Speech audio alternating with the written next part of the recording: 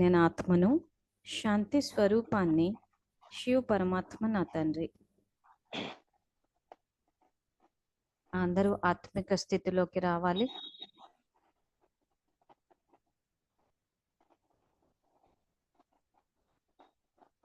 నేను ఈశ్వరీయ విద్యార్థిని, బాబా నాకు టీచరు. బాబా నాకు సద్గురువు, నేను మాస్టర్ సద్గురువును. సో ఇదే ఆత్మిక స్థితిలో కంటిన్యూ అవ్వండి. సో అష్టశక్తులకు సంబంధించి మనం ఇప్పుడు 23 జూలై 1969 మురళి తెలుసుకుంటున్నాం. 23 జూలై 1969. సో ఈ మురళిలో ఇంతవరకు మనము ఏం చెప్పుకున్నామంటే యజమాని స్థితి, పిల్లవాని స్థితి, తర్వాత ఎలా బ్రేక్ వేయాలి అన్నంత వరకు తెలుసుకున్నాము. నేను కొన్ని ఎగ్జాంపుల్స్ చెప్పుకున్నాము బ్రేక్ ఎలా వేయాలని చెప్పి. సో ఈ రోజు తర్వాత మురళి తెలుసుకుని దాన్ని ప్రాక్టికల్గా ఎలా అప్లై చేయాలన్నది కూడా తెలుసుకుందాము.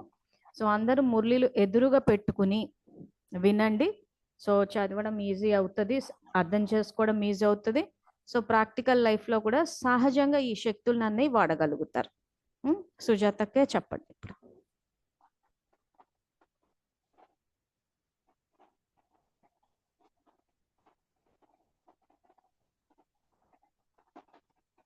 ఓం శాంతి. ఓం శాంతి. నేను ఆత్మ. వినిపిస్తుంది అక్క వాయిస్? వినిపిస్తోంది. ఓం శాంతి. నేను ఆత్మను, నిరాకారి జ్యోతిర్బిందు స్వరూపాన్ని, శివ పరమాత్మ నా తండ్రి, పరంధామం నా ఇల్లు. నేను ఈశ్వరీయ విద్యార్థిని, బాబా నాకు టీచర్. బాబా నాకు సద్గురువు, నేను మాస్టర్ సద్గురువును. బాబా నాకు జీవిత భాగస్వామి, నేను బాబాకి జీవిత భాగస్వామిని. సర్వ సంబంధాలు ఒక్క బాబాతో జోడిస్తూ బాబా ఈ అవ్యక్త మహావాక్యాలను నా ఆత్మ ఉన్నతిగా అర్థం చేయిస్తున్నారు. నేను ఆత్మిక స్థితిలో ఉంటూ నా ఆత్మ ఉన్నతిగా అర్థం చేసుకుంటున్నాను. ఈరోజు మనము 23/7/1969 మురళీ డేట్, సఫలతకి ఆధారం పరిశీలన శక్తి. ఈ మురళిలో ఇప్పటి వరకు సేవలో సఫలత ఎందుకు రావడం లేదు, ఎక్కడ పిల్లవానిగా ఉండాలి, ఎక్కడ యజమానిగా ఉండాలి, ఆ పిల్లవాడి స్థితి, యజమాని స్థితి అలా పరిశీలించుకునే శక్తి వాళ్ళ ద్వారా అది పరిశీలించుకోవాలి. అది పరిశీలించకుండా నాకే గౌరవం ఆశించాలి, నా సలహానే పాటించాలి అని ఆ యజమాని స్థితిగా నేనే ఉండాలి, నా సలహాకి గౌరవం ఇవ్వలేదు అని అన్నప్పుడు అక్కడ పరిశీలన శక్తి యొక్క లోపం వస్తుంది. ఆ పరిశీలన శక్తి పెంచుకోవడానికి ఏం పురుషార్థం చేయాలనేది నేను తెలుసుకున్నా. పరిశీలన శక్తి పెంచుకోవడానికి పురుషార్థం ఏమని చెప్పారు బాబా? బుద్ధికి శక్తిశాలి బ్రేక్ వేయాలి, మలుసుకునే శక్తి ఉండాలి. ఈ రెండు శక్తులు చాలా అవసరం అని చెప్పారు బాబా. నిన్న ఎంతవరకు తెలుసుకున్నామంటే, ఎక్కడైనా ప్రమాదం జరగడానికి ఈ రెండు విషయాలే కారణమవుతాయి. విశేషంగా పాండవులకి బాబ్దాదా ఈ విశేష సైగ చేస్తున్నారు. మంచిది. బట్టిలో చాలా విని ఉంటారు, కానీ చాలా విన్న కారణంగా బిందు రూపంలో స్థితిలో అవడం కష్టం అయ్యే విధంగా ఉండకూడదు. అన్ని తెలుసుకున్నాక, బట్టీలు అన్ని నింపుకున్నాక బిందు రూపంలో స్థితిలో అవడం కష్టమయ్యే విధంగా ఉండకూడదు. కానీ బిందు రూప స్థితిలో లోపానికి కారణం ఇదే. మొదటి పాఠం గట్టిగా లేదు అని చెప్పారు బాబా. ఎంతవరకు తెలుసుకున్నాను నిన్న. బిందు స్వరూపం అంటే, బిందు రూప స్థితి అంటే నేను ఆత్మను, నిరాకారి జ్యోతిర్బిందు స్వరూపాన్ని, శివ పరమాత్మ నా తండ్రి. ఈ సంకల్పంతో బిందు రూపంలో స్థితిలై తండ్రితో కనెక్ట్ అవ్వాలి. కర్మ చేస్తూ కూడా మిమ్మల్ని మీరు అశరీరి ఆత్మగా అనుభవం చేసుకోవాలి అంటున్నారు బాబా. ఇక్కడ ఏమంటున్నారు? కర్మ చేస్తూ మిమ్మల్ని మీరు అశరీరి ఆత్మగా అనుభవం చేసుకోవాలి. రోజంతటిలో ఈ అభ్యాసం చాలా చేయాలి. ప్రత్యక్షంలో అతీతంగా అయ్యి కర్తవ్యంలోకి రావాలి. ఇది ఎంతెంత అనుభవం చేసుకుంటారో అంతగానే బిందు రూప స్థితిలవుతారు. కానీ ఈ దశ తక్కువగా ఉంటుంది. ఇక్కడ బాబా ఏం చెప్తున్నారు? కర్మ చేస్తూ మిమ్మల్ని మీరు అశరీరి ఆత్మగా అనుభవం చేసుకోవాలి. అశరీరి ఆత్మ అంటే శరీరం కాని స్థితి అంటే ఆత్మ. నేనాత్మను ఈ ఈశ్వరే సేవార్థమే అవతరించిన అవతరిత ఆత్మను అని అశరీరిగా ఆత్మ అనుభవం చేసుకొని రోజంతటిలో ఈ అభ్యాసం చేయాలంటే కర్మ చేస్తూ కూడా ఆత్మనైన నేను యజమానిగా ఉంటూ ఈ కర్మేంద్రియాలతో కర్మ చేయిస్తున్నాను, చేయించేవారు బాబా, నేను నిమిత్త భావంతో చేస్తున్నాను అంటే కర్మ చేస్తూ అశరీరి స్థితిని ఎప్పుడైతే అనుభూతి చేసుకో, అశరీరి స్థితి అంటే ఆత్మ, ఈ శరీరం నాది కాదు, నేను ఆత్మను. రోజు అంతటా ఈ అభ్యాసం చాలా చేయాలి. ప్రత్యక్షంలో అతీతంగా అయ్యి, కర్మేంద్రియాలకు అతీతంగా అయ్యి కర్తవ్యంలోకి రావాలి. శరీరానికి అతీతమై కర్తవ్యంలోకి రావాలి. ఇది ఎంతైతే అనుభవం చేసుకుంటారో అంతగానే బిందు రూప స్థితిలో అవుతారు. ఎప్పుడు ఆత్మనైన నేను యజమానిగా అయ్యి ఈ కర్మేంద్రియాలతో కర్మ చేయిస్తున్నానని కర్మేంద్రియాలకు అతీతంగా అయ్యి కర్తవ్యంలోకి రావాలి. ఇది అంత అనుభవం చేసుకుంటే అప్పుడు బిందు రూప స్థితిలో అంటే నేను ఆత్మను అనే స్థితి సహజంగా వచ్చేస్తుంది అంటున్నారు బాబా. కానీ ఈ ధ్యాస తక్కువగా ఉంటుంది. మీరు సమయం లేదనుకుంటున్నారు, కానీ లక్ష్యం ఉంటే సమయాన్ని తీయవచ్చు. ఇక్కడ బాబా ఏమంటున్నారు, సమయం లేదంటున్నారు, కానీ లక్ష్యం నేను ఎలాగైనా చెయ్యాల్సిందనే లక్ష్యం ఉంటే సమయాన్ని తీయవచ్చు. ఎలా అయితే ఏదైనా విశేష పనికి వెళ్తున్నప్పుడు దానిపై ఎక్కువ ధ్యాస పెట్టుకొని సమయం తీస్తారు కదా. ఏదైనా నేను ఈ రోజు ఇక్కడికి వెళ్ళాలి, ఇక్కడ చేయాలంటే మిగతా పనులు ఎన్నున్నా ఏం చేస్తాం, బ్రేక్ వేసేసి వెంటనే ఏం చేస్తాం, ఆ వర్క్ చేయడానికి వెళ్తాము. అలాగే సంగమ యుగం యొక్క కొద్ది సమయం ఏదైతే మిగిలి ఉందో దానిలో ఇది విశేష పని అంటున్నారు బాబా. ఏంటిది ఆ విశేష పని? అశరీరిగా ఆత్మగా అభ్యాసం చేయడం ఒక విశేష పని. దీనికి సమయాన్ని తీయండి. తీసి నేను ఆత్మను కర్మేంద్రియాలతో కర్మ చేయిస్తున్నానని అక్కడ ఏదైతే కర్మేంద్రియాలు రాంగ్ డైరెక్షన్ లేస్తుంటే దానికి బ్రేక్ వేసి మలుచుకునే శక్తితో కర్మేంద్రియాలను మలుచుకోవాలి అంటున్నారు బాబా. విశేష పనిగా భావించి మధ్య మధ్యలో సమయం తీస్తే సమయం లభిస్తుంది, కానీ అభ్యాసం లేదు. అంటే ఈ అభ్యాసం చెయ్యట్లేదు, సమయం తీసా అంటున్నారు బాబా. అందువలన ఆలోచిస్తూనే సమయం చేతుల నుండి వెళ్ళిపోతుంది. ఏం ఆలోచిస్తున్నాం, నేను సేవ చేస్తున్నాను కానీ సఫలత రావట్లేదు అంటున్నారు. దీనికి అభ్యాసం ఏమైంది? అశరీరిగా బిందు రూప స్థితి. ఇది తీయమంటున్నారు ఈ అభ్యాసం. ధ్యాస పెట్టుకుంటే ఎట్టి పరిస్థితుల్లోనూ మీ అభ్యాసాన్ని పెంచుకుంటారు. నేను ఎలాగైనా చెయ్యాల్సిందే అని లక్ష్యం పెట్టుకొని దాని మీద ధ్యాస, పూర్తి అటెన్షన్ దాని మీద పెడితే మీ అభ్యాసాన్ని పెంచుకుంటారు. ఈ అభ్యాసంలో అందరూ పిల్లలుగానే ఉన్నారు. బాబా అంటున్నారు, ఈ అభ్యాసంలో అందరూ పిల్లలుగానే ఉన్నారు. వాస్తవంగా బిందు రూపంలో స్థితిలో అవడం కష్టం విషయం ఏం కాదు. ఎంతెంత అతీతం అవుతారో దేనికి, శరీరానికి, అంత బిందు రూప స్థితిలో అయితే బిందు రూపం యొక్క అనుభవం చేసుకుంటారు. ఇక్కడ బాబా చెప్తున్నారు, ఎంతెంత అతీతం అవుతారో అంత బిందువుగా కాగలరు. బిందు రూపమే అతీతం మరియు నిరాకారి. బాబా అంటున్నారు, ఎంత ఈ కర్మేంద్రియాలకు అతీతంగా ఉంటారో అంత బిందువు కాగలరు. అంటే ఆత్మ స్వరూపాన్ని అనుభూతి చేసుకోగలరు. అంటే అశరీరి స్వరూపం యొక్క అభ్యాసం కావాలి. బిందు రూపమే అతీతం మరియు నిరాకారి. బిందు రూపం అంటే ఏంటిది? పూర్తిగా ఈ శరీరంలో ఉన్న కర్మేంద్రియాలకు అతీతంగా ఉంటూ నిరాకారి స్వరూపం, నేను ఆత్మను, నిరాకారి జ్యోతిర్బిందు స్వరూపాన్ని, శివ పరమాత్మ నా తండ్రి అని ఈ సంకల్పం యొక్క స్థితిలో అంటున్నారు బాబా. మీరు కూడా నిరాకారి మరియు అతీత స్థితిలో అయితే బిందు రూపం యొక్క అనుభవం కూడా చేసుకుంటారు. ఇక్కడ బాబా అంటున్నారు, మీరు నిరాకారి అంటే ఆత్మ అతీత స్థితిలో, అంటే ఈ దేహానికి పూర్తిగా అతీత స్థితిలో అయితే బిందు రూపం యొక్క అనుభవం చేసుకుంటారు.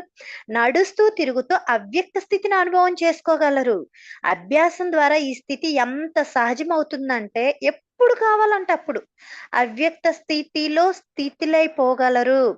ఒక్క సెకండ్ అనుభవం ద్వారా ఎంత శక్తి మీలో నింపుకోగలరు అనేది కూడా అనుభవం చేసుకుంటారు. నడుస్తూ తిరుగుతూ అవ్యక్త స్థితిని అనుభవం చేసుకోగలరు. అవ్యక్త స్థితి అంటే వ్యక్తానికి అతీతంగా ఉండే స్థితి అవ్యక్త స్థితి. ఈ అవ్యక్త స్థితి యొక్క అభ్యాసం ఈ సహజం అవుతుంది ఎప్పుడవుతుందంటే, నేను ఈశ్వర సేవార్థమై అతిథిగా వచ్చాను, ఇక్కడ కార్యార్థమై కార్యం చేసుకొని మళ్ళీ అతిథిగా తిరిగి వెళ్తున్నాను. అతిథి అంటే అర్థం ఏంటి? అతిథి అని అనుకున్నప్పుడు ఎలాంటి తగులుబాటు రాదు. ఇప్పుడు ఎగ్జాంపుల్ మన ఇంటికి ఎవరైనా బంధువులొచ్చారు. వాళ్ళేమవుతున్నారు? వస్తున్నారు.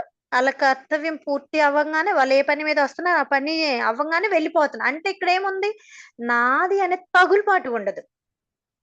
అవ్యక్త స్థితిని అనుభవం చేసుకోగలరు. నడుస్తూ, తిరుగుతూ బిందు రూప స్థితులంటే, నేనాత్మను, అతిథి స్వరూపాన్ని, ఈశ్వరి సేవార్థమై అతిథిగా వచ్చాను, తిరిగి అతిథిగా వెళ్తున్నాను. అవ్యక్త స్థితి అంటే వ్యక్త భావానికి అతీతంగా.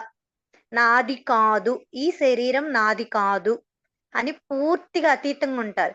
ఈ వ్యక్తం అంటేనేమో శరీరంతో తగులుబాటొస్తుంది. అవ్యక్తం అంటేనేమో పూర్తిగా ఈ శరీరం నాది కాదు. అంటే ఇక్కడేముంది? కర్మేంద్రియాలని కంట్రోల్ అతీతంగా కాగలుగుతున్నాం. ఎప్పుడైతే వ్యక్తంలోకొచ్చినప్పుడు ఈ శరీరం నాది అన్నప్పుడు కర్మేంద్రియాలతో ఇక్కడ తగులుబాటొస్తుంది. అందుకే ఇక్కడ బాబా ఏమంటున్నారు? అవ్యక్త స్థితిని అనుభవం చేసుకోగలరు.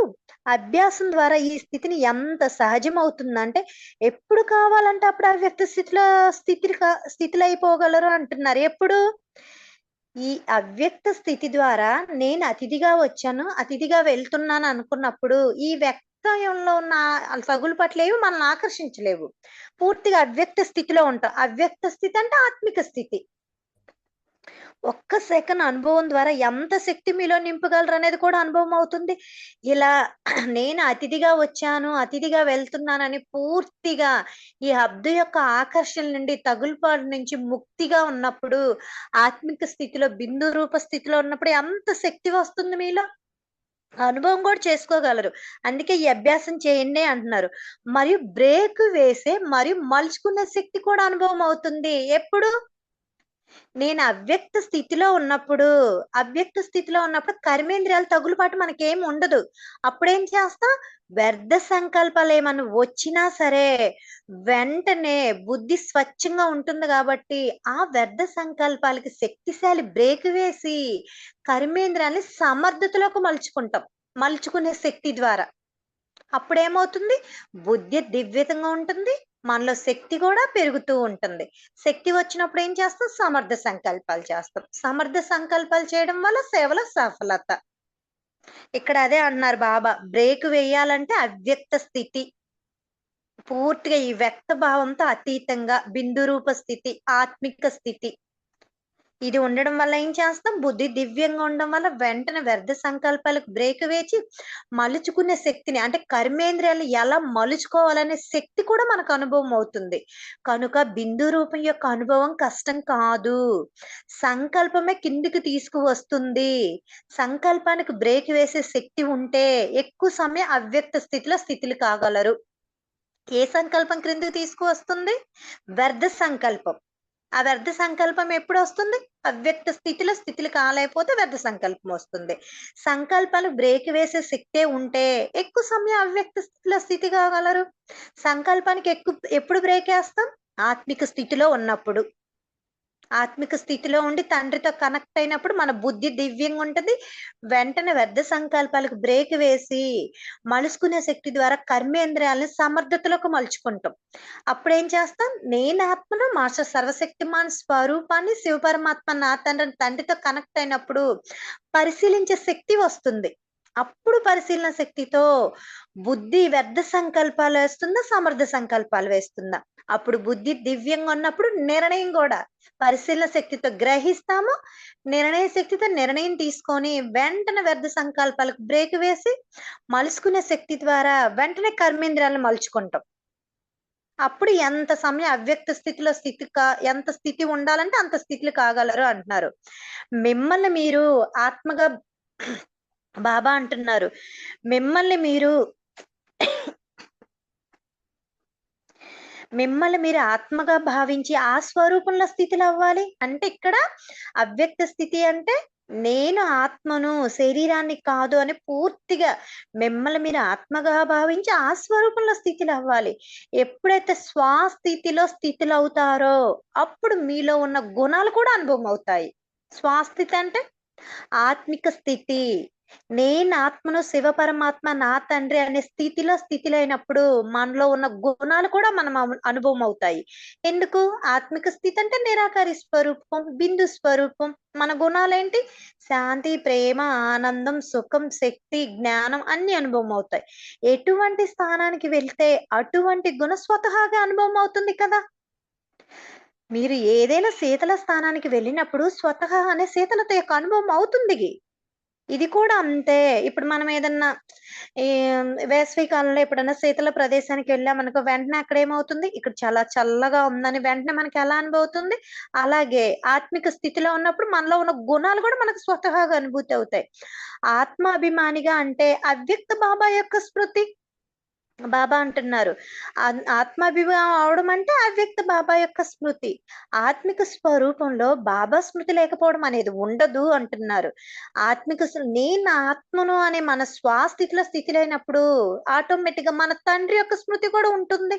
అందుకే బాబా ఇక్కడ ఆత్మిక స్వరూపంలో బాబా స్మృతి లేకపోవడం అనేది ఉండదు. ఎలా అయితే దాదా, బాబా ఇద్దరు వేరు కాదో, అలాగే ఆత్మిక నిశ్చయ బుద్ధి నుండి బాబా స్మృతిని ఎవ్వరూ వేరు కాదు అంటున్నారు బాబా. ఇక్కడ నేను ఆత్మననే నిశ్చయం బుద్ధిలో ఉంటే బాబా స్మృతి వేరు కాదు. ఇదే చెప్తున్నారు బాబా. ఒక్క సెకన్‌లో మిమ్మల్ని మీరు బిందు రూప స్థితులు చేసుకోలేరా? ఈ అభ్యాసం చేయండి అని ఇప్పుడు అందరికీ చెప్తే చేయగలరా? అది ఎలా చేయాలి? సంకల్పంతో. నేను ఆత్మను, బిందు రూప స్వరూపాన్ని, శివ పరమాత్మ నా తండ్రి. లేదా నేను ఆత్మను నిరాకారి జ్యోతిర్బిందు స్వరూపాన్ని, శివ పరమాత్మ నా తండ్రి అని అప్పుడు తండ్రితో సంకల్పం చేసి తండ్రితో కనెక్ట్ అవ్వాలి. బిందు రూపంలో స్థితిలో అవడం ద్వారా అతీత స్థితి అనుభవం అవుతుంది. ఏం అతీత స్థితి? దేహం, దేహ కర్మేంద్రియాలతో, దేహ సంబంధికులతో అన్నిటితో అతీత స్థితి అనుభవం అవుతుంది. మరియు ఆత్మ యొక్క వాస్తవిక గుణాలు కూడా అనుభవం అవుతాయి. ఆత్మ యొక్క వాస్తవిక గుణాలేంటి? శాంతి, ప్రేమ, ఆనందం ఇవన్నీ అనుభూతి అవుతాయి అంటున్నారు. ఇది కూడా అభ్యాసం చేయండి. ఎందుకంటే ఇప్పుడు సమయం తక్కువగా ఉంది. కార్యం ఎక్కువ చేయాలి. ఇప్పుడు సమయం ఎక్కువ, మరి పని తక్కువ చేస్తున్నారు. మున్ముందు ఇలాంటి సమయం రానున్నది. మీ అందరి జీవితం చాలా బిజీ అయిపోతుంది. మరియు సమయం తక్కువగా అనిపిస్తుంది అంటున్నారు బాబా. ఇక్కడ బాబా ఏమంటున్నారు? మీరు చేయాల్సిన కర్తవ్యం ఎక్కువ ఉంది. సమయం తక్కువ ఉంది. అంటే ఇప్పుడు మన స్థితి ఎలా ఉండాలి? అవ్యక్త స్థితి ఉండాలి. బిందు రూప స్థితి ఉండాలి. అవ్యక్త స్థితిలో ఆత్మిక స్వరూపంలో ఆత్మిక స్థితిలై సంకల్పం చేస్తే అది సిద్ధిస్తుంది. మనలో ఉన్న గుణాలు కూడా మనకు అనుభూతి అవుతుంది అని చెప్తున్నారు బాబా. మిగతా మురళి రేపు తెలుసుకుందాం. ఇక్కడ మెయిన్ బాబా ఏ స్థితిలో అవ్వాలి, ఏ స్థితిలో అయితే బ్రేక్ వేయగలం, మలుచుకోగలము, ఏ స్థితి ఉంటే మనలో ఉన్న గుణాలు ఆటోమేటిక్ గా అనుభూతి అవుతాయి, ఏ స్థితిలో ఉంటే బాబా స్మృతి ఉంటుంది అనేది క్లియర్ గా 3 స్థితులు చెప్పారు. ఒకటేంటిది? అశరీరి స్థితి, బిందు రూప స్థితి, అవ్యక్త స్థితి. 3 గురించి చెప్పారు. వీటిని ఎక్కువ అభ్యాసం చేయమంటున్నారు. ఇలా చేయడం వల్ల వ్యర్థ సంకల్పాలకు బ్రేక్ వేసి కర్మేంద్రం మలుచుకునే శక్తి వస్తుంది. దీని ద్వారా సేవలలో సఫలత వస్తుంది. మీ స్థితి కూడా ఉన్నతంగా ఉంటుందని చెప్తున్నారు. ఓకే అక్క. ఓం శాంతి. ఓం శాంతి. సో ఇప్పుడు ఈ జ్ఞానం ఏదైతే తెలుసుకున్నామో అవ్యక్త స్థితి, సో దానికి ఒక చోట బాబా అతిథిగా కూడా మిమ్మల్ని మీరు అభ్యాసం చేస్తే చెయ్యొచ్చు అన్నారు. ఇప్పుడు దీన్ని ఎక్కడ మీరు యూజ్ చెయ్యాలి, ఎక్కడ ఉపయోగించాలన్నది చెప్తాను. సో సేవలకు వెళ్ళినప్పుడు మనం చెప్పిన అభిప్రాయాన్ని అవతల వాళ్ళు ఒప్పుకోనప్పుడు, లేదా సేవ ఈ రకంగా చేద్దాము అని సలహా ఇచ్చినప్పుడు అవతల వాళ్ళు ఒప్పుకోనప్పుడు వ్యర్థం నడిచే అవకాశాలు చాలా ఉన్నాయి. మేము చెప్పినా వినలేదు, మా మాటకు విలువ లేదు, మా మాట పట్టించుకున్నప్పుడు మేము రాము. సో ఇది ఈ పరిస్థితి వచ్చినప్పుడు వెంటనే అక్కడ బ్రేక్ వేయాలి. ఎందుకు వెయ్యాలి అనంటే శక్తి తగ్గిపోతుంది కాబట్టి. మనకి ఇప్పుడు కల్పవృక్ష జ్ఞానము అర్థమైంది. సో మనసా సేవ అని చెప్పి శ్రేష్ఠ సంకల్పాలు అభ్యాసం చేయడము హద్దులోకి వస్తుంది. అంటే ఒక పరిమితమైన సమయాన్ని కేటాయించుకుని పనిగట్టుకొని సంకల్పాలు చేస్తున్నాం. కానీ సేవలకు వెళ్ళినప్పుడు వ్యర్థం అన్నది ఆల్మోస్ట్ 5th గేర్లో నడుస్తుంది చాలా మందికి.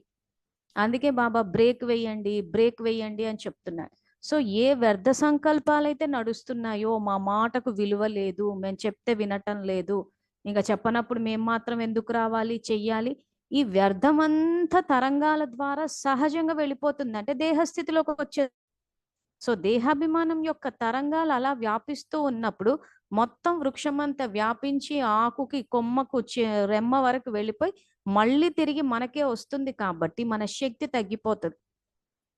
ఇంకప్పుడు మనం మైట్ హౌస్ ఎట్లా అవుతాము? సో ఈ రోజు సమర్థ సంకల్పాలు అనేది అభ్యాసం అంటున్నాము, దానికంటూ గంటలని కేటాయించుకుంటున్నాము. మరి వ్యర్థం అన్నది సహజంగా జరిగిపోతోంది కదా.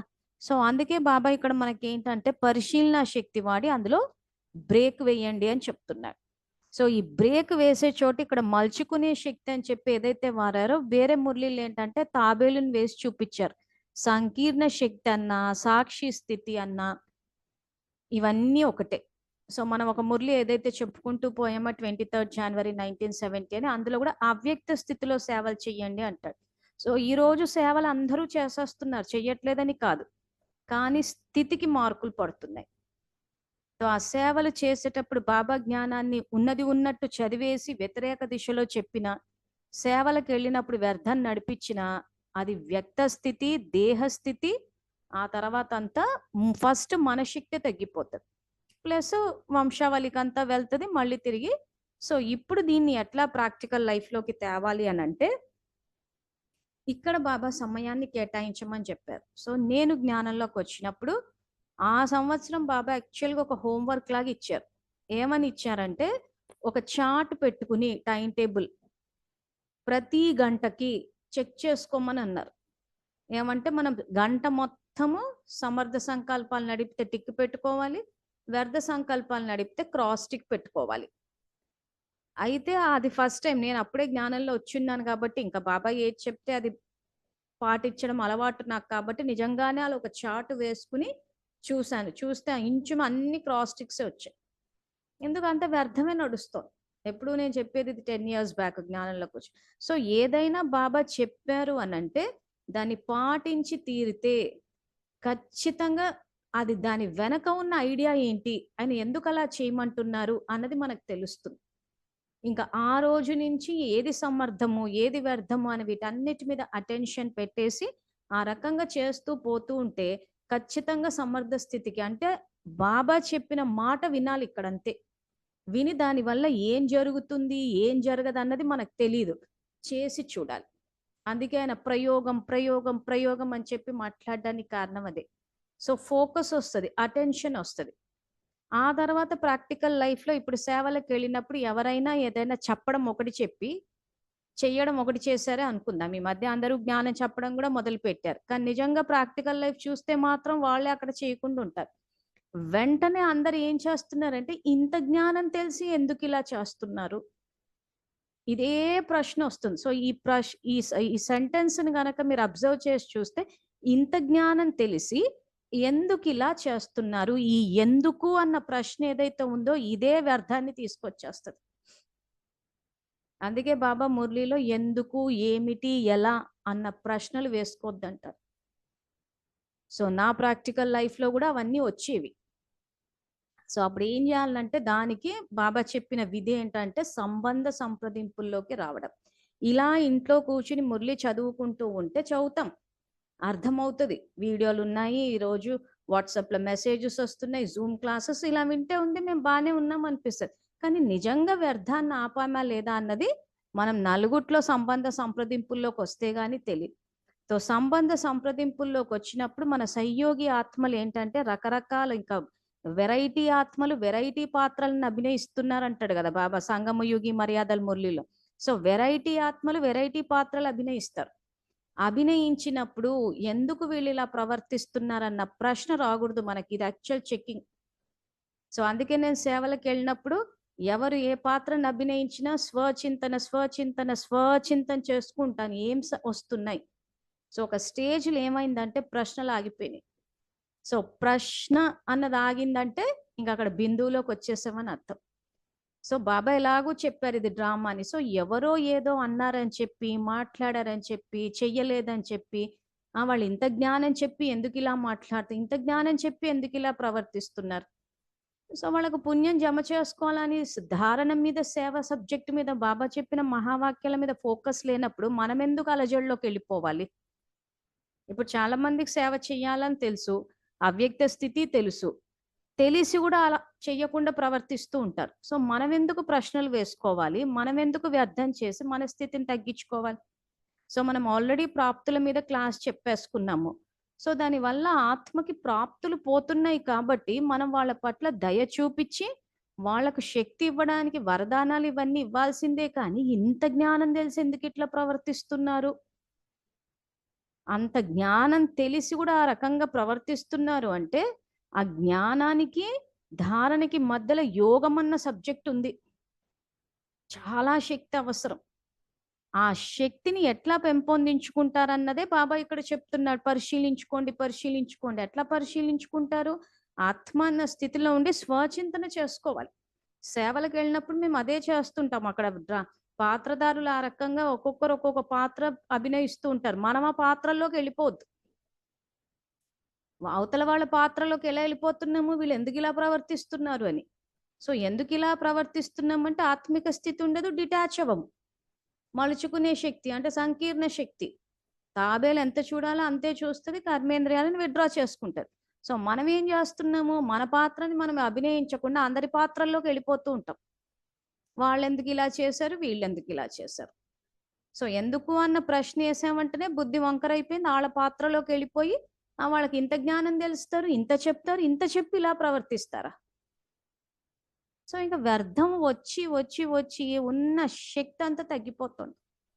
మన శక్తి తగ్గిపోవడం ఒక వంతు, ప్లస్ ఈ వ్యర్థం అన్నది ఆకులకి, కొమ్మలకి, రెమ్మలకి వెళ్ళిపోతుంది. వెళ్ళి మళ్ళీ తిరిగి మనకు వచ్చేసి మన మీద ప్రెషర్ పడిపోయి మన బుద్ధి అక్కడ మళ్ళీ రాతి బుద్ధి అయిపోతుంది. అప్పుడు ఏమవుతుంది? మురళీలు చదువుతాము, అర్థమవుతాయి, కానీ ప్రాక్టికల్ లైఫ్లోకి తీసుకురాలేకపోతాం. చాలా మంది ప్రశ్న ఏదైతే ఉందో, ఇంత జ్ఞానం తెలిసి వీళ్ళు ఎందుకు చేయలేకపోతున్నారు అని అంటే వ్యర్థం ఎక్కువ నడుస్తోంది లోపల. మనం ఏంటంటే వాళ్ళ మాటలు అంటే వాళ్ళు జ్ఞానం చెప్పే పద్ధతి చూసి వీళ్ళు చాలా ముందుకు వెళ్ళిపోయారని అనుకుంటున్నాం. అంటే వాచాన్ని చూసి మనము నిర్ణయాలు తీసేసుకుంటున్నాం, వీళ్ళకి ఇంత జ్ఞానం తెలుసు అని. అందరూ జ్ఞానం తెలుసుకున్న వాళ్ళే ఆ జ్ఞానం తెలుసుకుని అంగీకరించే లిస్ట్లో ఉన్నారు. కానీ తర్వాత ఏం చేస్తోంది? వ్యర్థం నడుస్తోంది. వ్యర్థం వెళ్ళి మళ్ళీ తిరిగి వస్తుంది. లోపల ఎన్నో ప్రశ్నలు వేసుకుంటున్నారు. తర్వాత వాళ్ళు ఎందుకు ఇలా ఉన్నారు అలా అనుకుంటున్నారు. ఆ తర్వాత ఈర్ష్యకు లోనైపోతున్నారు. ఆ ఈర్ష్య అన్నది మనిషిని లోపల నుంచి కాల్చి పారేస్తుంది అంటాడు. మామూలుగానే క్రోధం అన్న అగ్ని అంటాడు.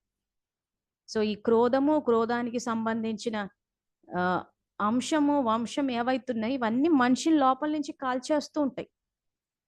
సో బయటికి మాత్రం బాగానే మాట్లాడుతూ ఉంటారు అందరు. అందరికీ అభ్యాసం అయిపోయింది. లోపల ఒకటి పెట్టుకుని బయట ఒకటి మాట్లాడడం అన్నది అందరికీ అభ్యాసం అయిపోయింది కాబట్టి ఖచ్చితంగా అలాగే ఉంటారు. సో మనం పరిశీలన శక్తి ఇక్కడ వాడుకోవాలి. అందుకే మాటి మాటి క్లాస్లో చెప్తున్నాం, ఎవ్వరు ఏది చెప్పినా విన్నా చూసేసి మనం దాన్ని నమ్మడం కాదు, బాబాకి కనెక్ట్ అవ్వడము. సో ఆ నిమిషానికి బాబాకి కనెక్ట్ అయితే మనకు స్పష్టమైన సమాధానం వస్తుంది.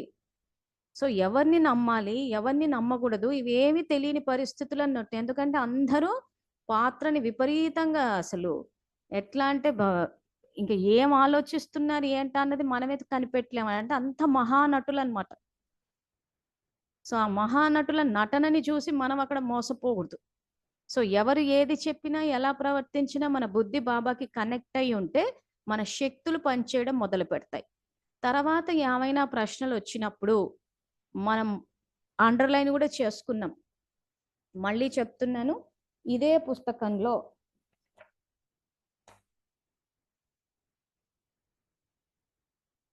మన 23 జనవరి 1970 పేజ్ నంబరు 117 117 ఆ పేజ్కి వెళ్ళండి. ఇప్పటికి నేను చాలాసార్లు చెప్పాను, నీకు ఈ విషయం నేను మళ్ళీ మళ్ళీ చెప్తూనే ఉంటాను. ఎందుకంటే ఇంకా మీకు బై హార్ట్ అయిపోవాలి, పక్క అయిపోవాలి. సో ఈ పేజ్ నంబర్ 117లో కింద నుంచి 4వ లైన్, వ్యర్థ సంకల్పాలు నడుస్తున్న కారణంగా ఏదైతే బాబ్దాదా ద్వారా సహజ ప్రేరణ లభిస్తుందో, సో బాబ్దాదా ద్వారా సహజ ప్రేరణ లేదా శుద్ధమైన జవాబు, ఒక శుద్ధమైన మనకి ఏ ప్రశ్న ఉన్నా దానికి జవాబిస్తాడు. ఆ శుద్ధమైన జవాబు లభిస్తుందో దానిలో కల్తీ వచ్చేస్తుంది. ఎందుకంటే వ్యర్థ సంకల్పాలు అధికంగా ఉంటున్నాయి. వ్యర్థ సంకల్పాలను అదుపులో ఉంచుకునే శక్తి ఉంటే ఒకే జవాబు స్పష్టంగా తెలుస్తుంది. ఒకే జవాబు. సో ఒకే జవాబు, ప్రేరణ, శుద్ధ జవాబు ఆయన ఇస్తా అంటున్నాడు. కానీ మనకు వ్యర్థమైపోయి దాన్ని క్యాచ్ చేయలేకపోతున్నాం. దానివల్ల మనుషుల్ని అంచనా వేసుకోలేకపోతున్నాము. ఎవరు కరెక్ట్ జ్ఞానం చెప్తున్నారు, ఎవరు జ్ఞానాన్ని వ్యతిరేక దిశలో తీసుకెళ్తున్నారు, ఇవి ఏవి మనం పరిశీలించలేకపోతున్నాం. సో శక్తులు ఏ రకంగా పనిచేస్తాయి అని అంటే వ్యర్థానికి బ్రేక్ వేయడము. సో వ్యర్థానికి బ్రేక్ ఎలా వేస్తారు? ఇందాక అక్కయ్య చెప్పినట్టు అతిథి స్థితి, నిరాకారి స్థితి, ఏవైతే సంకల్పాలు చెప్పారో ఆ సంకల్పాలు చేసి అప్పటికప్పుడు బాబా కనెక్ట్ అయిపోవాలి మనసు ద్వారా. అప్పుడు బుద్ధి పనిచేయడం మొదలు పెడుతుంది. సో ఆ బుద్ధి పనిచేయడం మొదలుపెట్టినప్పుడు ఏమవుతుంది? మనకే శుద్ధమైన తర్వాత ఒకే ఒక జవాబు స్పష్టంగా తెలుస్తుంది. ఇంకా అక్కడి నుంచి మనం అది క్యాచ్ చేసేసాము అని అంటే ఇంకా ప్రశ్నలన్నీ పోతాయి, బిందు రూప స్థితిలోకి వచ్చేస్తాం. సో అప్పుడు ఇంకా ఎవ్వరూ మనని మోసం చేయలేరు. సో ఎవరు దేహ జ్ఞానం చెప్తున్నారు, ఎవరు ఆత్మిక జ్ఞానం చెప్తున్నారు, ఏం చెప్తున్నారు అన్ని మనకి స్పష్టంగా తెలుస్తుంది. కాబట్టి ఈ సహజ మార్గంలో ఉన్నతి పొందుతాము, మళ్ళీ పాపపు ఖాతాలు జమ చేయకుండా ఉంటాం. సో ఈ రోజుటికి శక్తులకు సంబంధించి ఇంతవరకు తెలుసుకుందాము. సో మన గాంధీ పిక్చర్ సినిమా గురించి ఏదైతే సో కల్పవృక్షంలో ఏమేమి రికార్డ్ అయినాయి రాంగ్గా అన్నది చెప్పడం కోసమే ఈ సినిమా గురించి చెప్పాము. సో కాబట్టి ఇప్పుడు దాని విశ్లేషణ విద్యార్థులు చేస్తూ ఉన్నారు, చెప్తున్నారు. సో ఇలా వీళ్ళు మోసం చేశారా, జానకి దాది, ప్రకాశ్మణి దాది ఇలా పెట్టారా అని మళ్ళటి వ్యర్థంలోకి వెళ్ళిపోద్దు. ఈ రోజు భారతదేశం బానిసత్వంలోకి వెళ్ళింది అని అంటే ఎంతో మంది సహయోగం ఇచ్చారు. సో తప్పు చేసే వాళ్లకు సహయోగం ఇస్తే ఆ తప్పులో భాగస్వాములం అవుతాము. సో ఈ రోజు వాళ్ళు జ్ఞానము శక్తుల గురించి చెప్పకపోవడం వల్లనే ఈ సమస్య వచ్చింది అంటే తెలిసిన మనం చెప్తున్నామా మరి? సో వాళ్ళు చెప్పలేదు అని అంటే మనము చెప్పటం లేదు కదా తెలుసుకుని కూడా. సో మరి అలాంటప్పుడు వాళ్ళని తప్పు పట్టడం ఎందుకు?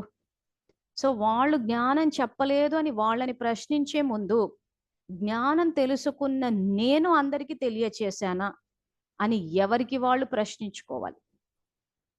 సో వాళ్ళు చెప్పింటే ఈ పరిస్థితి వచ్చుండేది కాదు అని వాళ్ళని తప్పు పట్టే కన్నా నేను చెప్తే అందరూ అధికారులు అవుతారు, ఖజానాలకు అధికారులు అవుతారని ఎవరికి వాళ్ళు మిమ్మల్ని మీరు ప్రశ్నించుకోవాలి. మిమ్మల్ని మీరు చూసుకుని ఎవరు చెప్పకపోయినా మనం చెప్తూ పోవాలి. సో సేవాధారులు ఇప్పుడు కూడా విశ్లేషణ చేసి చెప్తారు. సో వింటాము, విని తెలుసుకుంటాము, తెలుసుకుని మన కనెక్షన్ మాత్రం బాబాతో ఉంటుంది, వ్యర్థం చెయ్యము. ప్లస్ ఈ జ్ఞానాన్ని అందరికీ తెలియచేస్తాం. సో ఇప్పుడు రాయచూరు నుంచి మేఘనక్కయ్య చెప్తారు. సో మనం విందాము.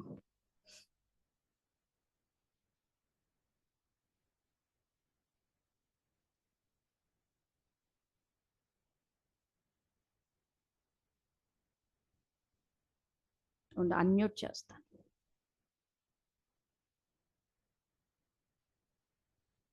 వచ్చిందా? వినిపిస్తుందా? వినిపిస్తుంది. మైక్ ఆఫ్, మైక్ అందరికీ ఉంది, మైక్ మ్యూట్ లో ఉంది.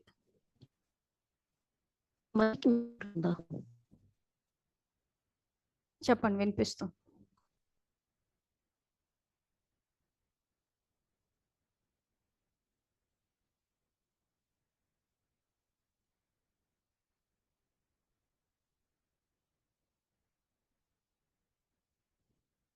లాగౌట్ అయిపోయారా? సరే, తను లాగిన్ అయ్యేంత వరకు ప్రభావతక్కయ్య మీరు ఉన్నారా? మీరు చెప్తా అన్నారుగా, ఒకసారి కెమెరా ఆన్ చేయండి.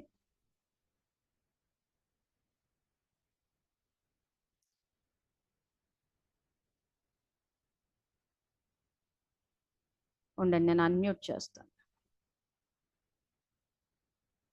ఇప్పుడు మైక్ ఆన్ చేయండి. వస్తుందా?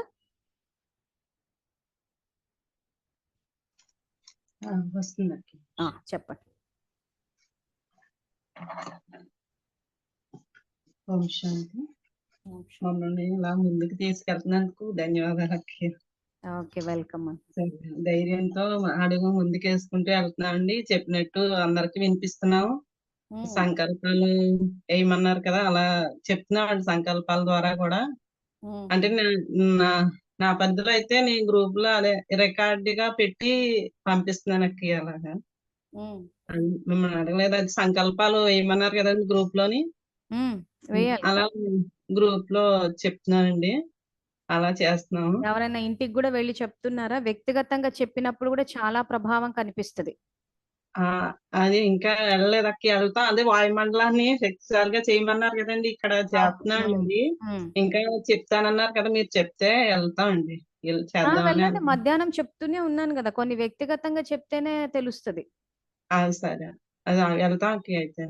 అదే చేస్తున్నాండి, అదే వాయుమండలాన్ని శుద్ధంగా చేయడానికి సంకల్పాలు చేస్తున్నామండి. వెళ్తామండి అయితే. మేము ఉన్నాం, మా తోటిపాళ్ళు ఇద్దరం ఉన్నామండి, ఇద్దరం చేస్తామండి. ఓకే అమ్మా, సరే చెప్పండి.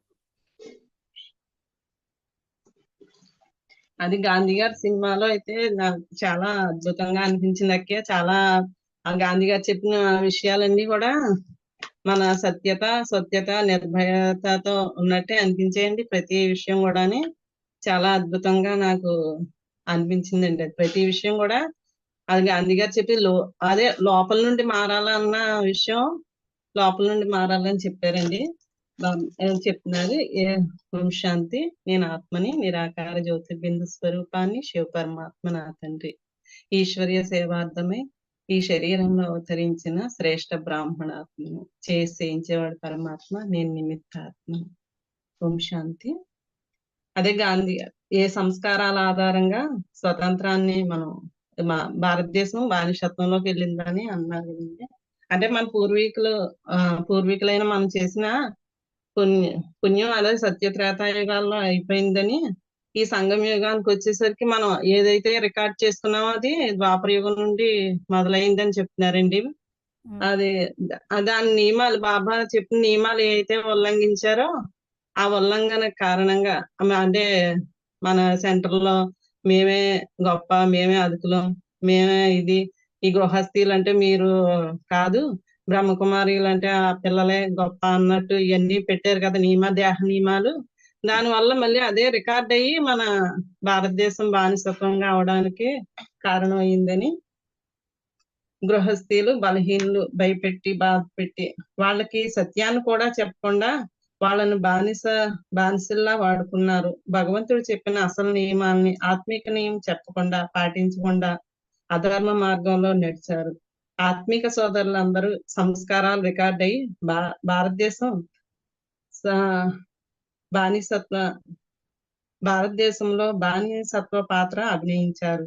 ఎవరైతే ఆ దుఃఖాన్ని, బాధని అనుభవించారో అందువల్ల బ్రిటిష్ వారి రూపంలో వాళ్ళు ఆ పాపకర్మ అంతా 100% వాళ్ళకి వాళ్ళ పాత్రలోకి చేరింది. మన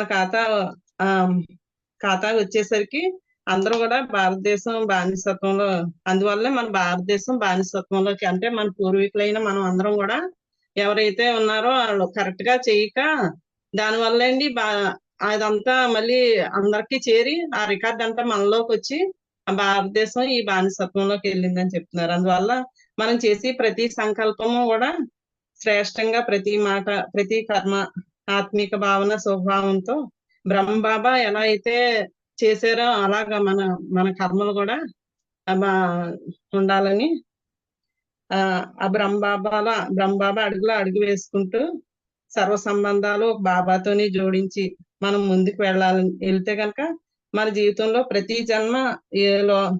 ప్రతి జన్మలోనూ ఎవరికి బానిసలం కాము, ఎప్పుడు సుఖశాంతులను అనుభవిస్తామని. అంటే మనం ఇప్పుడు కూడా మన శ్రేష్ఠ సంకల్పాలు, శుద్ధ సంకల్పాలు రికార్డ్ చేయడం వల్ల అందరి పట్ల ఆత్మిక భావం, శుభభావన, శుభకామన, శ్రేష్ఠ కామన, జగన్మాతగా ఇప్పుడు సేవలు ఎలా అయితే మీరు చెప్పినట్టు అందరం కలిసి ముందుకు వెళ్ళి అందరికీ పరమాత్మ జ్ఞానాన్ని వినిపించి అందరినీ కూడా బాబా సమానంగా తయారు చేసి అందరినీ దుఃఖం నుండి, అశాంతి నుండి విడిపించగల శక్తి మనలో ఉందని బాబా చెప్తున్నారండి. అలాగా అందరం కూడా కలిసిమెలిసి సేవ చేయడం వల్ల అందరి ఉన్నతి జరుగుతుంది, మన ఉన్నతి కూడా జరుగుతుంది అని బాబా చెప్తున్నారండి. అవును. అదే సతో ప్రధాన సంస్కారాలు. ఉమ్, బ్రహ్మబాబా ప్రతి విషయంలో కూడా పరమాత్మ ఆజ్ఞానుసారం నడిచారండి. సదా ఆత్మిక స్థితి, శ్రేష్ట మాట, శ్రేష్ట కర్మ, శ్రేష్ట సంకల్పం, అందరి పట్ల ఆత్మిక సోదరభావం, శుభభావన, శుభకామన, సత్యత, స్వచ్ఛత, నిర్భయత. నిర్భయతలో అయితే బాబా ఇంకేదైనా ఇది యజ్ఞం, పరమాత్మ యజ్ఞం, అది పిల్లలకి తిండి దగ్గర అది కూడా చాలా నిర్భయంగా అందరూ వెనకాల వాళ్ళు అల్లాడిపోయారు. కానీ బ్రహ్మబాబా మాత్రం ఇది యజ్ఞం నాది కాదు, పరమాత్మది, నేను నిమిత్తంగా ఉన్నాననే ఉన్నారు. కరెక్ట్ గా భోజనం టైంకి జరిగిందండి. అలాగే ఆడవాళ్ళ పైన ఏ ఏ వితంతువులు, దురాచారాలు ఇవన్నీ కూడా అక్కడ మురికి బట్టలు వేసుకోమని అవన్నీ కూడా బ్రహ్మబాబాయే కరెక్ట్ చేశారు. అది రికార్డ్ అయింది కాబట్టి మళ్ళీ ఇది అక్కడ జరిగిందనేసి ఉమ్, అందరితో కలిసిమెలిసి జీవించేవారు. ఎవరు ఎక్కువ కాదు, ఎవరు తక్కువ కాదు. ఆడవాళ్ళను కూడా ఎంతో గౌరవంతో ముందు ఉంచారు. తన ప్రతి పని తనే చేసుకునేవారు. తన ప్రతి పని కూడా తనే చేసుకునేవారండి. ఎవరితోనూ ఎటువంటి సేవ చేయించుకోలేదు. అందువల్లనే తన చివరి జన్మ వరకు ఎంతో ఉన్నతంగా బ్రతికారంట. అందువల్లే మనందరం కర్మల్లో బ్రహ్మబాబాని ఫాలో చేయాలి. అందువల్ల మనందరం కూడా కర్మల్లో బ్రహ్మబాబాని ఫాలో చేసినట్లయితే మనం ఉన్నతమైన స్థితికి వెళ్తాము. బ్రహ్మబాబాలాగే బాబా సమానంగా అయ్యి మన కర్మల్లో బ్రహ్మబాబాని ఫాలో చేస్తూ ముందుకెళ్ళమని, అది ఒకరు కలిసిమెలిసి అందరం కూడా యజ్ఞానికి సహయోగం చేసి కలిసిమెలిసి అందరం కూడా ముందుకెళ్తే ఆ మాలన్నది శ్రేష్టంగా తయారవుతుందని చెప్తున్నారండి. అదే రికార్డు కూడా ఇక్కడ గాంధీ గారు జీవితంలో కూడా జరిగిందండి రికార్డు. భారతదేశం యొక్క చట్టాలను గౌరవిస్తూ బ్రిటిష్ వారు పెట్టిన వ్యతిరేక చట్టాలకి నిర్భయంగా నిలబడ్డారండి. బ్రిటిష్ వాళ్ళు పెట్టిన వ్యతిరేక చట్టాలకి ఏది ఒప్పుకోలేదు. శాంతి, ప్రేమ ఇవన్నీ చెప్పారు. కానీ బ్రిటిష్ వారు పెట్టిన చట్టాలకు మాత్రం వ్యతిరేక ఆలోచనలు, వ్యతిరేక మాటలకి మాత్రం నేను ఎప్పుడూ ఎదురెంతానని గాంధీ గారు కూడా అలా నిలబడ్డారండి. గాంధీ గారు కూడా అలా చెప్పారు. వ్యతిరేకానికి అహింస పరమోధర్మంగా భగవంతుని తోడు చేసుకొని అందరి సంఘ సంస్కర్తలకు శాంతి, ప్రేమ, సత్యతతో ఏదైనా సాధించాలని చెప్పేవారు. శాంతి, ప్రేమ, సత్యతతోనే మనం ఏదైనా సాధించగలం. హింసతో ఎవరు కూడా ఏది సాధించలేదు. నేను ముందు అన్ని చూశాను. హింసతో ఎవరూ ఏది సాధించలేదు. శాంతి, ప్రేమతోనే ఎవరైనా ఏదైనా సాధించారు అని. కానీ వ్యతిరేకత అన్నది ఉంటే మాత్రం ఎదిరించమన్నారండి. ధర్మ విరుద్ధమైన పనులు ఏది చేసినా సరే దానికి ఎదిరించాలి. కానీ మామూలుగా అయితే హింసతో ఏది సాధించడానికి అవ్వదు అని చెప్పారు. అది అందరూ కలిసిమెలిసి చేద్దామని అందరినీ కలుపుకుంటూ ఆడవాళ్ళు కూడా ముందు ఉంచారండి. అది సరోజినీ నాయుడు విన్నాం అందులోని. సరోజినీ నాయుడు కూడా ఉప్పు సత్యాగ్రహానికి ఆడవాళ్ళు కూడా ముందు ఉంచి అందరినీ కలుపుకుంటూ వెళ్ళారు గాంధీ గారు. అందరికీ చెప్పారు. అందరూ గాంధీ గారు చెప్పినట్టు గాంధీ గారి మాట జవదాటకుండా అందరూ సంఘ సంస్కర్తలు కలిసి ఒకే మాట మీద స్వాతంత్రాన్ని సాధించారండి. అదే గాంధీ గారు చెప్పినట్టు అందరూ కూడా ముందు ఒప్పుకోకపోయినా అతను నిరాహార దీక్షకి గాంధీ గారి సంకల్పం అంత గొప్పదండి. గాంధీ గారు నేను ఒక్కడనే వదిలేదు, అంత లెక్క తిరిగి దీనివల్లే ఇది సాధించగలమని ఆ శాంతి, ప్రేమతోనే, సత్యత, నిర్భయతతోనే అలా ఉండి సాధించారు. అతను ఒక్కరైనా సరే ఇది సాధించగలిగారు అంటే అందరూ కూడా ఇదే కరెక్ట్ అని అనుకున్నారు. ఇప్పుడు వరకు హింసతో అందరూ చేశారు, ఎవరో సాధించలేకపోయారు. గాంధీ గారు చెప్పిన మార్గమే కలిసిమెలిసి అందరూ శాంతి, సత్యతతోనే మనం సాధించగలం. అందరి హృదయాలలో మార్పు రావాలా. దేహంతో మనం ఏది చేసినా ఇది కాదు, లోపల నుండి మార్పు రావాలని గాంధీ గారు చెప్పారండి. అందరూ లోపల నుండి మార్పు రావాలి అంటే పూర్వీకులైన మన అందరూ శ్రేష్టాత్మల యొక్క సంస్కారాలు రికార్డు చివరికి భారతదేశాన్ని బానిసత్వం నుండి విడిపించింది. మన అందరి శ్రేష్టాత్మల యొక్క రికార్డు ఇప్పుడు మళ్ళీ భారతదేశం యొక్క బానిసత్వం నుండి విడిపించిందని. ఇప్పుడు పరమాత్మ విశ్వంలో ఆత్మలందరి రావణుడు ఇప్పుడు భగవంతుడి పాత్ర రావణుడి బానిసత్వం నుండి విడిపించి సత్యయుగాన్ని స్థాపించి ఈ భూమిపై సత్యయుగాన్ని స్థాపించడానికని పరమాత్మ ఈ భూమిపై అవతరించారండి. అందరూ రావణాసురుడు రాజ్యంలో ఉన్నారు, అశాంతి దుఃఖంతో ఉన్నారు. అందరినీ విడిపించడానికి ఆత్మలు అందరూ దుఃఖం నుండి, బాధల నుండి ముక్తిని పొందారు. జీవన్ముక్తిని పొందారండి. పరమాత్మ వచ్చి మనల్ని అందరినీ విడిపించి ముక్తి జీవన్ముక్తి ప్రసాదించారని చెప్తున్నారు అక్కయ్య. శాంతి. ఓకే, కరెక్ట్ గా చెప్పారు. ఒక ముఖ్యంగా అక్క చెప్పిన పాయింట్ లో మనం బాగా గుర్తు పెట్టుకోవాల్సింది ఏంటంటే ఏ జన్మలోనూ బానిసత్వం అన్నది రాకూడదు మనకి. మెయిన్ ఇదే మన జన్మలన్నిటినీ శ్రేష్టంగా. కానీ ఏంటంటే తెలియకుండా, ఈ జ్ఞానం తెలియకపోవడం వల్ల ఏమవుతుందంటే తెలియకుండానే బానిసత్వం రికార్డ్ అయిపోతోంది. దానికి మేము ఆజ్ఞాకారులము, బాబా చెప్పినట్టు వింటున్నాం అని అంటున్నారే గాని అసలు చెకింగ్ పాయింట్ ఏంటంటే మన మురళియే. అది ఒకవేళ నిజంగా కరెక్ట్ బాబదాదా పెట్టిందే బానిసత్వం అనుకుంటే అది సత్యుగంలో కూడా రావాలి, రాలేదు కదా. సో కాబట్టి ముఖ్యంగా అందరికీ పాయింట్ దిగాలి, మనం అధికారులమా అధీనులమా. అన్ని అధికారి జన్మలు రావాల్సిందే గాని అధీన జన్మలు వస్తే ఎలా ఉంటదా అన్నదే మనము సినిమా చూసాం. ఓకే అక్కయ్య, థ్యాంక్ యూ. ధైర్యంగా నడిపించినందుకు చాలా చాలా ధన్యవాదాలు అక్కయ్య. ఎలా చెప్తున్నావు మీరు ఇప్పుడు ముందుకు ధైర్యంగా నడిపించాలి అందరినీ, ఎందుకంటే అన్ని ఊర్ల వరకు మేము రాలేము. సో అందుకే చెప్తున్నాము, ఎవరికి వాళ్ళు వాళ్ళ వాళ్ళ పల్లెల్లో చేసేస్తూ పోతూ ఉంటే ఈజీగా జ్ఞానం వెళ్ళిపోతుంది. ఎందుకంటే అందరికీ అజ్ఞాన మార్గం వల్ల ఆత్మ అన్న జ్యోతి ఆరిపోతూ ఉంది, దాని వల్ల అంధకారము అదే వ్యాపిస్తుంది. ఇప్పుడు మన జ్యోతి వెలిగిందంటే దాని ద్వారా అందరిది వెలిగించాలి. అయితే మాకు చాలా తెలిసింది అక్కయ్య. చాలా బాగా అద్భుతంగా చేస్తున్నారు. చాలా ధన్యవాదాలు. మా ఆత్మిక సోదరులందరికీ కూడా ధన్యవాదాలండి. విశ్వ సేవాదారులు, విశ్వ రాజ్యాధికారులు ఆత్మలందరికీ కూడా. Thank you very much. Okay మేఘనక్కే, మీరు చెప్పండి.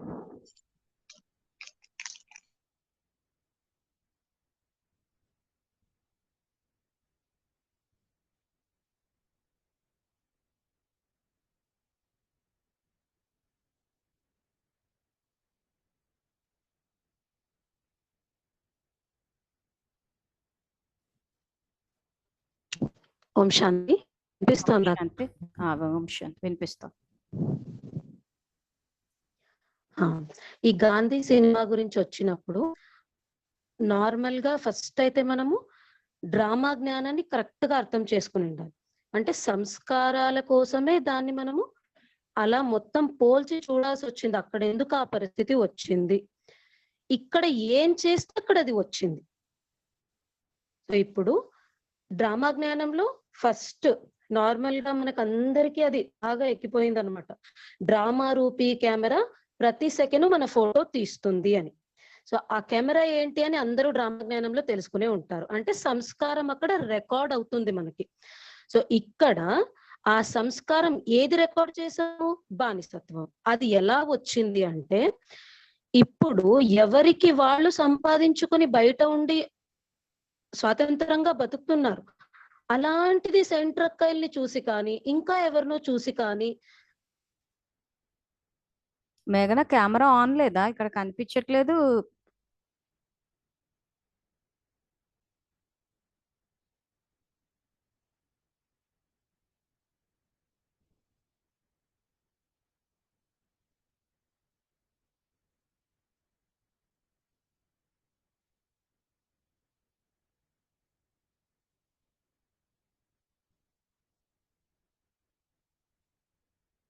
మేఘన వినిపించట్లేదు.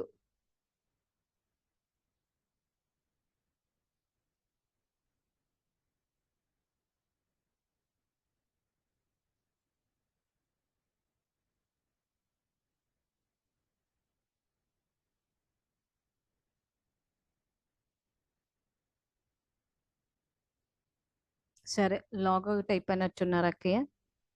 సో ఇప్పుడు ముఖ్యంగా గాంధీ సినిమాలో మనం తెలుసుకోవాల్సిన ఇంకొక విషయం ఏంటంటే మత ఘర్షణలు. ఈ మత ఘర్షణలు ఎందుకు వస్తున్నాయి అని అంటే మీరు చూసే ఉంటారు, హిందూ ముస్లిం గొడవలు ఇవన్నీ చాలా జరుగుతున్నాయి. ఎందుకంటే ఇది కూడా మన యొక్క అజ్ఞానం వల్లే. సో అందరము ఒక తండ్రి పిల్లలము అన్నది గనక కరెక్ట్ గా రికార్డ్ అయి ఉంటే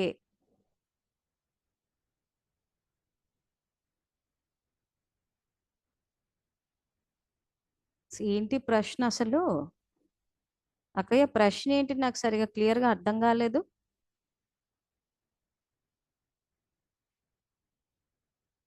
మేఘన వస్తోందా చెప్పడానికి? కెమెరా ఆన్ ఉంది కదా ఇది. ఇప్పుడు చెప్పు. బానిసత్వం ఎందుకు వచ్చింది అంటే ఇక్కడ రికార్డ్ చేసిన దాని వల్లనే అక్కడ వచ్చిన పరిస్థితి ఏంటి అంటే కంప్లీట్ గా అటు పుణ్యము లేదు, చదువు లేదు, పైనుంచి బానిసత్వం అన్న సంస్కారం అన్ని ఉండడం వల్ల ఏమైపోయిందంటే కంప్లీట్ గా అంత కష్టం అన్నది అనుభవించాల్సి వచ్చింది మనం. అక్కడ కష్టం ఎందుకు వచ్చింది అంతలా అంటే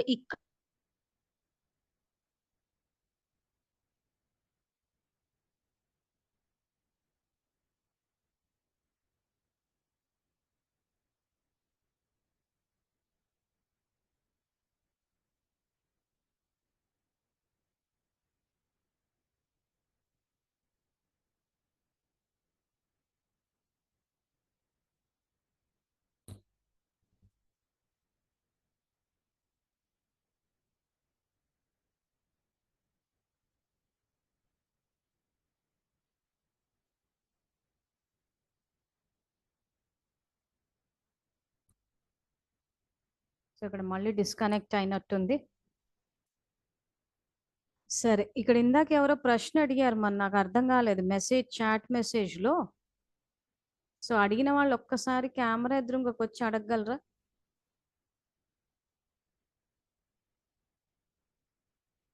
సరే, ఇదేదో డిస్టర్బెన్స్ వస్తున్నట్టుంది. సరే, ఇప్పుడు టైం 9:25 అయింది కదా, ఇంక ఇవాళకి ఆపేద్దాము. మళ్ళీ రేపు 3 గంటలకు కలుద్దాము. అంతవరకు థ్యాంక్ యూ. Om Shanti.